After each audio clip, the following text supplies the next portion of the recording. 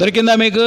1 Timothy 5వ అధ్యాయం 4వ వచనం. అయితే ఏ విధవరాలికైనా పిల్లలు కానీ మనవళ్ళు కానీ ఉంటే వీరు మొదట తమ ఇంటి వారికి భక్తి కనపరచుటకు తమ తల్లిదండ్రులకు ప్రత్యుపకారము చేయటం నేర్చుకోవాలి.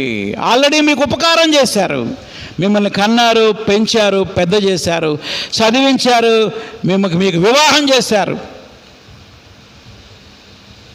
వాళ్ళు మీకు ఉపకారం చేశారు. అప్పుడు మనం ఏం చేయాలి? ప్రత్యుపకారం చేయాలి. ఒక ఇంగ్లీష్ ట్రాన్స్లేషన్లో ఏముందో తెలుసా? తల్లిదండ్రులకు మనం బాకీ ఉన్నాం, వాళ్ళ రుణాన్ని మనం తీర్చుకోవాలి. ఈ బాకీ ఎప్పుడు తీరుద్ది? వాళ్ళు చనిపోయిన తర్వాత తీరుద్ది, లేకపోతే మనం చనిపోయిన తర్వాత తీరుద్ది. అప్పుడు దాకా మనం ఏం చేస్తాం? వాళ్ళకి చెప్పండి, రుణపడే ఉంటాం.